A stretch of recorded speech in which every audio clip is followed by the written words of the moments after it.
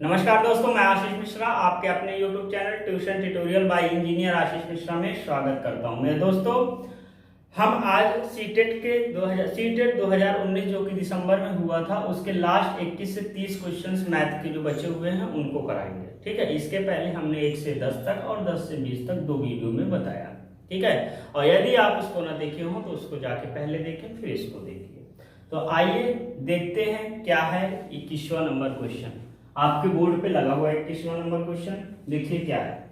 यह समझाने के लिए कि 1/4 1/3 से छोटा है, मतलब ये समझाना है बच्चे को कि 1/4 जो है वो 1/3 से क्या है, छोटा है। निम्नलिखित में से कौन सी योजना सबसे अधिक उपयुक्त है, मतलब इनमें से कौन सी योजना जो है वो सबसे अधिक उपयुक्त है, यानी इनमें जो ऑप्शन है उनमें से कौन सा सही है। पहला, संख्या चार्ट का प्रयोग। दूसरा, लघुत्तम समापवर्तक विधि का प्रयोग। तीसरा, कागज की पट्टियों का प्रयोग। और चौथा है डायनिस ब्लॉक्स का प्रयोग। ठीक है, तो इसमें से जो सबसे उपयुक्त है वो हमारा संख्या चार्ट का है। ठीक है, मतलब जैसे कि हमारे पास 1/4 है और 1/3 है, तो बच्चे को एलसीएम से थोड़ा सा उतना उपयुक्त तो नहीं होगा, सबसे उपयुक्त तो है लेकिन सबसे उपयुक्त इसमें पूछा है। तो 1/4 को हम लोग क्या लिख सकते हैं, 1/4 को हम लोग लिख सकते हैं 0.25 और इसको हम लिख सकते हैं 0.33। ठीक है, क्या लिख सकते हैं 0.33। तो संख्या चार्ट अगर बना के आप बताओगे तो बच्चे को ज्यादा विजुलाइजेशन होगा। जैसे यहाँ पर है, ये हमारा हो गया डेसिमल, यहाँ पर मान लो डेसिमल लगा देते हैं, तो इधर कितना जाएगा, इधर कितना जाएगा, इस तरह से अगर हम चार्ट बना के बताएंगे तो बच्चे को ज्यादा समझ में आएगा। इस वजह से इसका ऑप्शन नंबर फर्स्ट सही है। कौन सा सही है? फर्स्ट, संख्या चार्ट का प्रयोग।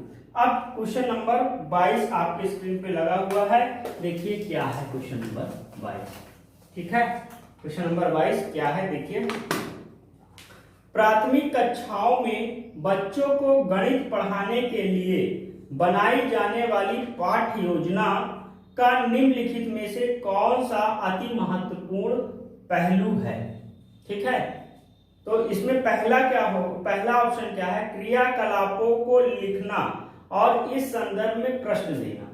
ठीक, पाठ्य पुस्तक के अनुक्रम का अनुसरण करना, गणित संकल्पनाओं को संरचनात्मक ढंग से प्रस्तुत करना। चौथा है विद्यार्थियों को अवसर देना कि वे संकल्पनाओं की संरचना करें। तो देखिए मेरे बच्चों, अगर अवसर शब्द आ गया तो ये ज्यादा उपयुक्त हमारा ऑप्शन लग रहा है। ठीक है, तो हमारे हिसाब से जो होगा वो ये चौथा ही होगा, विद्यार्थियों को अवसर देना कि वे संकल्पनाओं की सोच करें, मतलब उनके अंदर चीजों का विजुलाइजेशन हो। ठीक है, तो यह डी ऑप्शन इसका ज्यादा सही है।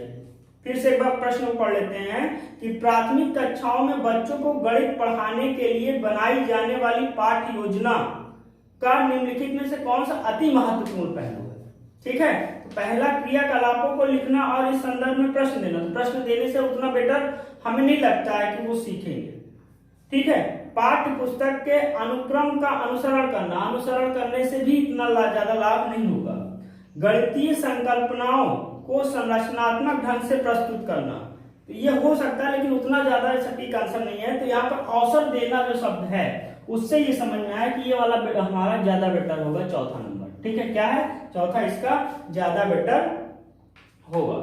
अब हम लोग क्वेश्चन नंबर 23 चलते हैं, जो कि आपके स्क्रीन पर क्या हुआ है, स्क्रीन पर लगा हुआ है क्वेश्चन नंबर 23। ठीक है, क्या है 23, गणित के प्राथमिक पाठ्यक्रम में प्रतिचित्रण का परिचय देने का मुख्य प्रयोजन है। ठीक है, मुख्य प्रयोजन है। पहला, त्रिविम विचार क्षमता को प्रोत्साहन देना। बी हमारा है अनुपातिक विवेचन को प्रोत्साहन देना। सी हमारा है विषय को सरल और रुचिकर बनाना। डी हमारा संख्याओं की निरस्तता को समाप्त करना। फिर उसके बाद ये हमारे 4 पॉइंट दिए हैं, इन्हीं 4 पॉइंट में कौन कौन सा पॉइंट सही है ये आपको बताना है। तो देखिए एक एक पे चर्चा कर लेते हैं। क्या गणित के प्राथमिक पाठ्यक्रम में प्रतिचित्रण का परिचय देने का मुख्य प्रयोजन, यानी मैपिंग द्वारा जो समझाते हैं उसमें मुख्य प्रयोजन क्या है? पहला क्या है, ए हमारा जो है इसमें, ए हमारा क्या है, ए हमारा है त्रिविम विचार क्षमता को प्रोत्साहन देना। त्रिविम विचार क्षमता का मतलब क्या है कि मान लीजिए आपके पास यहाँ पर एक बॉल है, क्या है, बॉल है, ठीक है, और यहाँ पर आपके पास एक बैट है, क्या है, बैट है। तो बच्चे के ये बना दिया और ये देखा कि कौन सा बड़ा है और कौन सा छोटा है ये बताना। तो देख कर बताना कितनी दूरी पे रखा हुआ है, ठीक है, और किस दिशा में है, ये सारी चीजें हमारी त्रिविम विचार क्षमता को प्रोत्साहन देता है। तो ये हमारा ए वाला जो है वो हमारा सही है, ठीक है।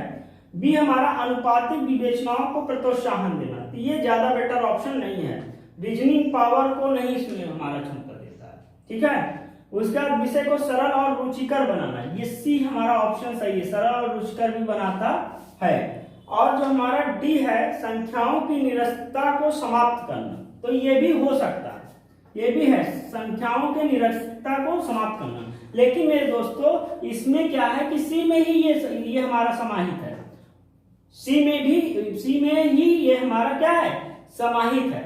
इस वजह से हम इस आंसर को एलिमिनेट कर देंगे। अगर हमारे पास ए सी डी हमारा तीनों ऑप्शन होता तब हम उसको लगा सकते थे। यहाँ पर जो सी है, क्या है, सी है वो greater than equal to D है, मतलब डी से ज्यादा बेटर कर रहा है। तो हमारा जो ऑप्शन यहाँ पर होगा वो ए एंड डी होगा, क्या होगा, ए एंड डी होगा, जो कि हमारा ए एंड सी होगा, ये सी वाला सबसे बड़ा इंपॉर्टेंट है, ए एंड सी होगा, जो कि हमारा दूसरा ऑप्शन इसमें सही है। कौन सा है, दूसरा ऑप्शन इसमें सही है, ठीक है।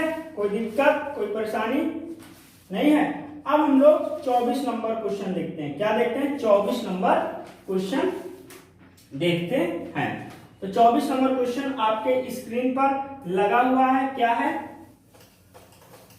24 नंबर क्वेश्चन है आपका, निम्नलिखित में से कौन से कथन की सहमति गणित के संरचनात्मक रचनावादी दृष्टिकोण से की जा सकती है, ठीक है। तो पहला है मानस दर्शन गणित का महत्वपूर्ण पहलू है, गणित तथ्यों को सीखने के बारे में है, गणित से सच्चाई का आविष्कार अपेक्षित होना चाहिए, गणित पूर्णतः विषय परक है। तो इसमें जो हमारा है वो 1 नंबर ऑप्शन हमारा इसमें का सही है। मतलब विजुअलाइजेशन, गणित से क्या होता है, विजुअलाइजेशन पावर क्षमता बढ़ती है, ठीक है। तो वही मानस दर्शन गणित का महत्वपूर्ण पहलू है, ये ज्यादा हमारा बेटर ऑप्शन इसमें का है। अब क्वेश्चन नंबर 25 जो कि हमारा बोर्ड पे लगा हुआ वो क्या है, देखिए, निम्नलिखित में से किसे संरचनात्मक गणितीय कक्षा कक्ष का लक्षण नहीं माना जा सकता है, ठीक है। तो इसमें क्या है, पहला गणित और दूसरे पाठ्योत्तर क्षेत्रों के बीच में के संबंधों को उजागर किया जाता है। दूसरा है गणित के अधिगम में भाषा और संवादों की भूमिका पर उचित ध्यान दिया जाता है। अध्यापक स्वीकार करता है कि दी गई अन्योन क्रिया को विभिन्न विद्यार्थी अलग अलग प्रकार से समझ सकते हैं और प्राथमिक स्तर का आकलन के लिए विषय परक प्रकार की परीक्षा का उपयोग किया जाता है। तो देखिए इसमें क्या कहा है कि निम्नलिखित में से किसे संरचनात्मक या रचनावादी गणित कक्षा कक्ष का लक्षण नहीं माना जाता, मतलब ये लक्षण नहीं है। तो गणित और दूसरे पाठ्योत्तर क्षेत्रों के बीच के संबंधों को उजागर किया जाए, ये हो सकता है, मतलब है उजागर करें कि गणित और दूसरे पाठ्योत्तर क्षेत्र में क्या संबंध है, क्या रिलेशन है, रिलेशन बता के पढ़ाएंगे तो बच्चों को ज्यादा समझना। दूसरी बात क्या है, गणित के अधिगम में भाषा और संवादों की भूमिका पर उचित ध्यान देना है, भूमिका भी बहुत जरूरी है, तो ये भी सही है। अध्यापक स्वीकार करता है, अध्यापक जो है वो स्वीकार करता है कि दी गई अन्योन क्रिया को विभिन्न विद्यार्थी अलग अलग प्रकार से, बिल्कुल सही है, अलग अलग विद्यार्थी की सोच क्षमता जो पावर है वो अलग अलग है तो वो अलग अलग तरीके से समझेंगे। तो इसमें जो चौथा ऑप्शन है वो सही है, क्योंकि हमको नहीं चाहिए। क्या है, प्राथमिक स्तर पर आकलन के लिए विषय परक प्रकार की परीक्षा का उपयोग किया जाता है, ये हमारा यहाँ पर गलत है। अब हम क्वेश्चन नंबर 26 देखते हैं। क्या देखते हैं, 26। ठीक है, तो 26 आपके स्क्रीन पर लगा हुआ है। क्या है, लगा हुआ है। क्या है, आइए देखते हैं। 26 हमारा है, गणित के अधिगम के संबंध में निम्नलिखित में से क्या सही नहीं है, मतलब क्या इसमें से सही नहीं है। तो पहला देखते हैं, विद्यालय में दी जाने वाली निर्देशों की भाषा का अवसर बच्चे के गणित प्रदर्शन पर हो सकता है, ये सही है, बिल्कुल होगा। जो विद्यालय में दिए जाने वाले निर्देशों की भाषा है उसका असर जो है बच्चों, जो आप सिखाओगे वही तो बच्चे के असर पे आएगा। तो पहला हमारा सही है। इसमें कह रहा है क्या सही नहीं है। दूसरा ऑप्शन क्या है, गणित में उत्कृष्ट प्रदर्शन की प्रतिभा स्वाभाविक होती है, ये हो सकता है, ये गलत हो सकता है। आगे देख लेते हैं, अध्यापक के सीखने वालों के प्रति विचार का अधिगम परिणामों पर प्रभावशाली असर पड़ता है, ये भी सही है। विद्यार्थी की सामाजिक आर्थिक पृष्ठभूमि का गणित से के निष्पादन का असर होता है, ये भी सही है। तो इसमें ऑप्शन नंबर 2 हमारा सही है। ठीक है, अब हम लोग 27 नंबर क्वेश्चन को देखते हैं, जो कि हमारे बोर्ड पे लगा हुआ है। निम्नलिखित में से कौन सा क्रियाकलाप बच्चों में त्रिविम क्षमता को विकसित करने के लिए अधिक उपयुक्त है। त्रिविम क्षमता मतलब स्पेक्ट्रल अंडरस्टैंडिंग। ठीक है, तो ये हमारा इसमें जो है संख्याओं को संख्या रेखा पर निरूपित करना, तो ये हमारा त्रिविम को नहीं दर्शाता है। बोतल का ऊपरी दृश्य को चित्रित करना, ये हो सकता है। दूसरा अभी और पढ़ लेते हैं फिर बताना। मानचित्र पर शहरों का स्थान निरूपण करना, ये भी त्रिविम के बारे में नहीं बताता है। और चंद्रमा का उदय होने का समय लिखना, समय लिखने से भी त्रिविम नहीं। तो इसमें ऑप्शन नंबर 2 बोतल का ऊपरी ढक्कन अगर दिखा दिया जाए तो उससे त्रिविम की क्षमता विस्तार होता है। ठीक है, अब 27 के बाद हम लोग 28 नंबर क्वेश्चन देखते हैं।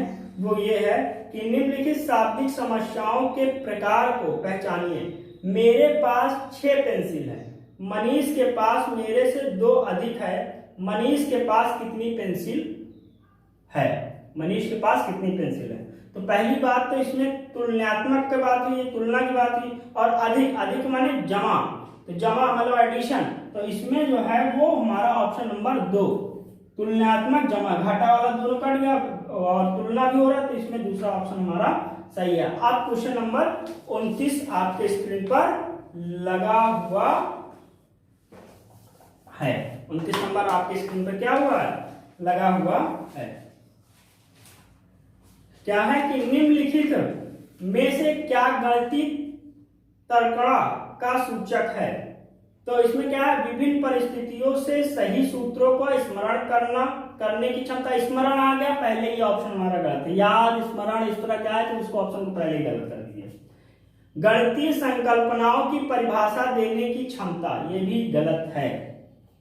उसके बाद गणितीय प्रक्रिया का तर्क संगत तर्कणा से मिल रहा है, मतलब तर्क संगत हमारा ये सही है, यानी तीसरा ऑप्शन इसका सही है। परिकलन में निपुणता की क्षमता, ये यहाँ पर हमारा ऑप्शन नंबर तीसरा सही है।